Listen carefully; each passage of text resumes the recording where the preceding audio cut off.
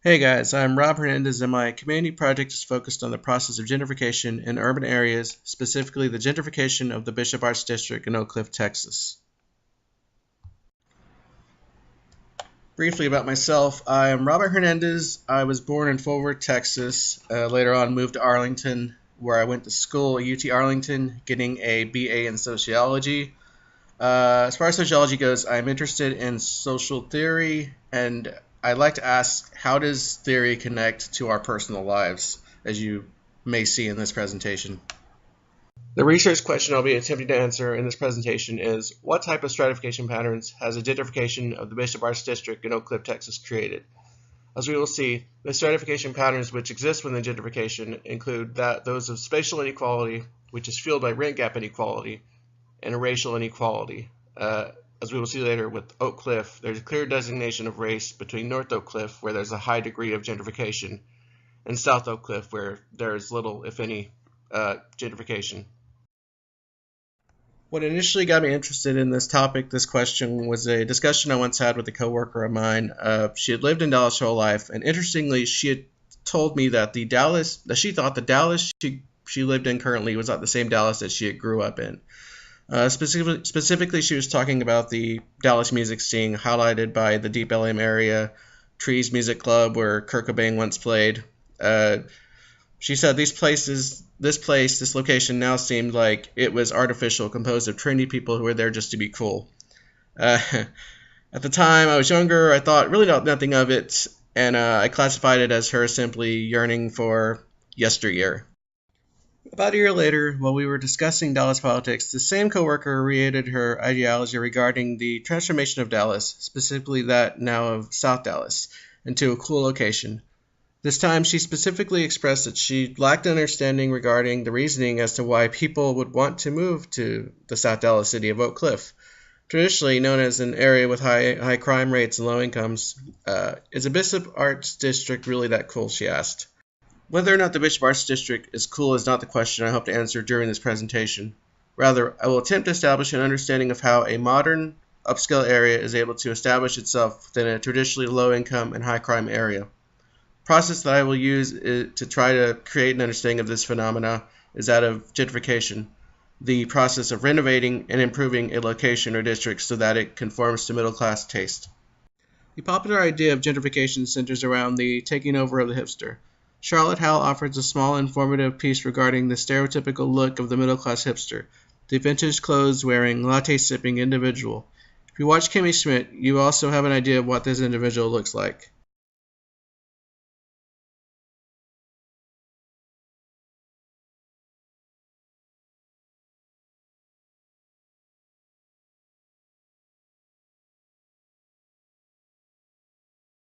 However, this popular idea only tells a brief sentence of the story. Understandably, while popular media does offer a glimpse of gentrification, the whole story is never present.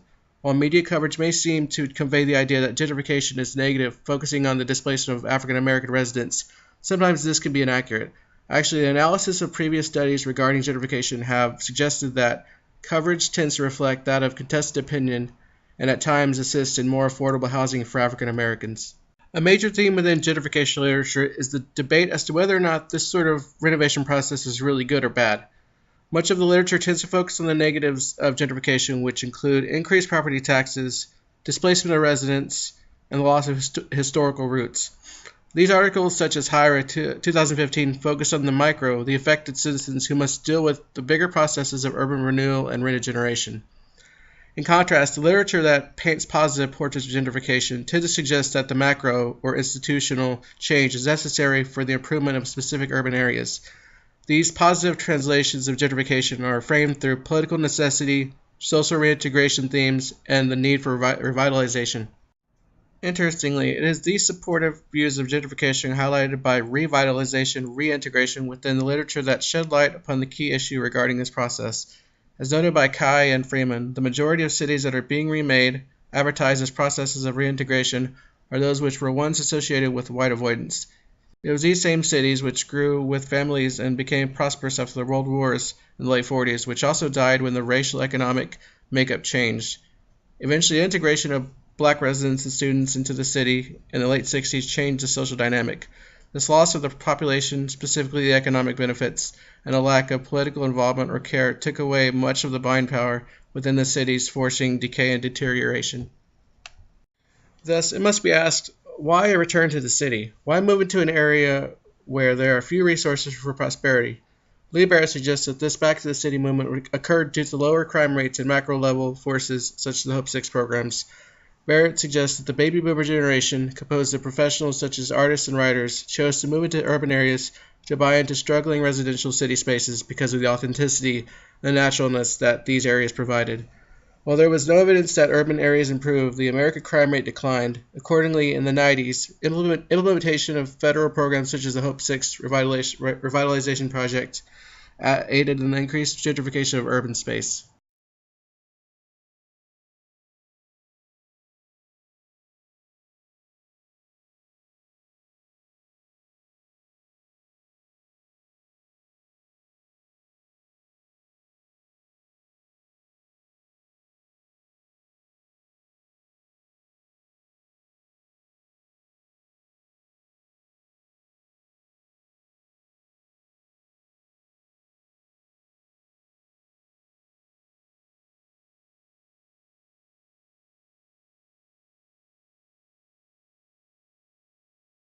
The major attributes of gentrification within this tract data analysis show that there is a 4.3% increase in non-Hispanic white residents and a decrease of poverty rates. Those tracts which did not gentrify saw the average poverty rate climb 7%. Accordingly, it is noted that a reduction in household size occurs as low-income families move out and young singles and couples move into these gentrified tracts. Based on this data, the determination of a gentrified area is one in which there is an increase in white non-Hispanic residents, a decreased poverty rate, and a reduction in household size. Using data from the American Community Survey provided by the United States Census Bureau, which provides trend estimates for area demographics, I applied the zip code of the Bishop Arts District, and it came up with the following results within the years 2010-2014. There was a decrease in poverty rate from 25.5% in 2012 to 22.9% in 2014. Additionally, there was a decrease in four or more household size from 32.5% in 2011 to 30.2% in 2014. Additionally, using data from the U.S. Census Bureau, it shows that the majority of Oak Cliff residents are Hispanic at 69% compared to whites at 22.4%. Interestingly, a large number of the residents who do reside in the northern tracts of Oak Cliff are white at 51.4%. This is the identical location of the Bishop Arts District community. While this result does not qualify to a historical increase of whites towards this area, it does suggest that the racial composition of the area, which includes the Bishop Arts District, is predominantly white. Unlike the wide flight of the Anglo population out of the city in the late 60s, the residents currently leaving the city due to revitalization efforts oftentimes are forced and do not want to leave. This is often the case with those in Oak Cliff who are subject to the gentrification process. This clarity of inequality between winners and losers forces us to ask then, why does this gentrification process continue? The best answer to this may lie in the theory of functions and dysfunctions popularized by Robert Merton. Supposing that there is an elite domination of the evading classes upon the incumbent class, we are able to visualize the functionality of gentrification which allots dysfunctional results. As we know, the literature states that the process of gentrification is good for such reasons as it allows for an increase in economic production through taxes, an increase of social mixing, and aesthetic preservation through historical designation. In the eyes of the planners, the gentrifiers, these are the intended outcomes, those of cultural revitalization and revival of decayed economies, which the relocation back into the low-income city produces. This positive view of gentrification is usually taken by the private sector, such as real estate investment companies who invest into low-income areas. One of these investment companies is Urban Genesis. Looking beyond the present, this development company's motto is that which promotes development for the next generation, creating thoughtful space for the urban environment. Urban Genesis achieves this development through its core values: authenticity, youth, locality, difference, entrepreneurialism, and focus.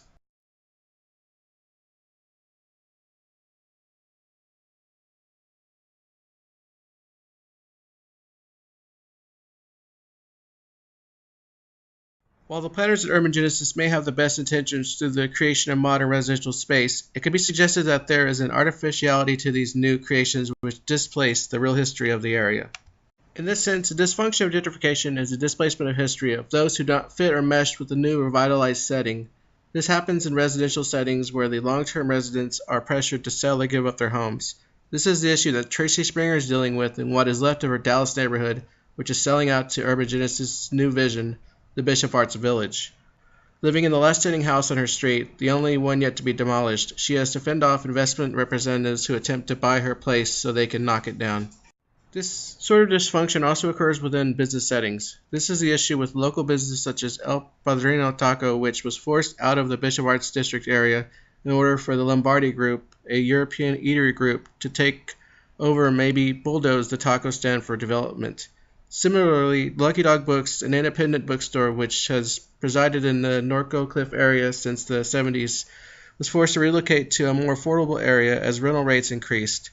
Recently, at their new Oak Cliff location, there is fear that Lucky Dog will close for good, as the more affordable location is one which is isolated, resulting in low sales and unpaid rent. So, why did displacement occur within gentrified areas? Major reason displacement occurs within these areas is due to the increase in property taxes that occurs.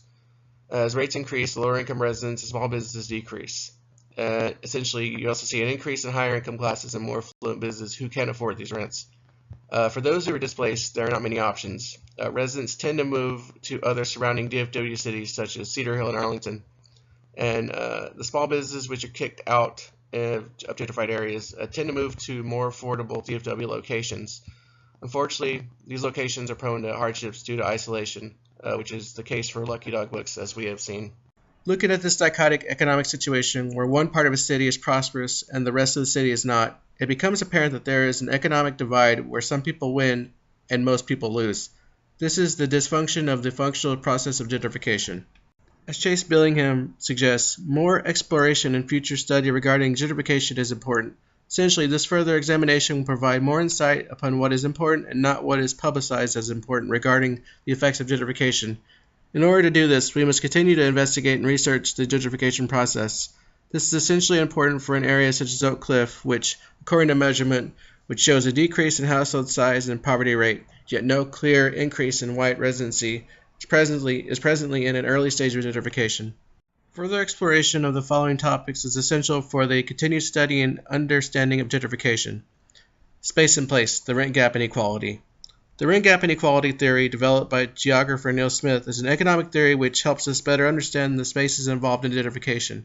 Essentially, each place, which could be that of a business, has a current base value and a potential value, which is set through the capitalistic market. When this gap is big enough, private capital is attracted by financial potential, leading to the restructuring of that space. This disconnect between potential value and current value, called the rent gap, may occur due to historic disinvestment by public and private sectors. In gaining an awareness of this inequality, we will be able to better understand which areas are prone to this type of private investment and thus economic change. In business spaces which hold places such as El Padrino Taco or Lucky Dog Books, where the traditional rent is less than the potential value, this becomes important as time is permitted for plans to be put in place. The understanding that specific areas or spaces may be affected allows for a head start in creating effective strategies in addressing and adapting or combating gentrification and its effects. Without plans like these, the reality of complete closure, which is a possibility for both of these small independent businesses, is very and sadly most likely possible. We must further explore the possibility that the phenomena of gentrification is a result of the macro ideology of neoliberalism. This possible connection between gentrification and neoliberalism is best illustrated by David Harvey and his belief in one's right to the city.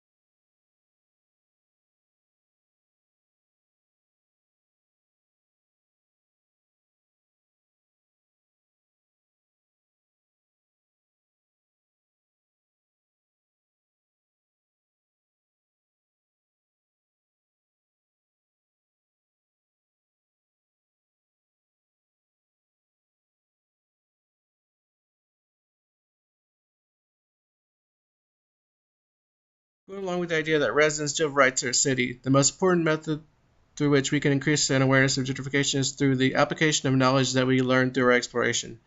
It is important to ask questions about gentrification process and to seek the function motives of specific urban revitalization plans. Most of the times these plans suggest improvement. There is no mention of what happens to the from what. Moving beyond the rhetoric, if we so dare to, there are organizations available to those who feel that they are being affected by gentrification. One group which does this in Dallas is SOUL, or Streets Organizing for Liberation.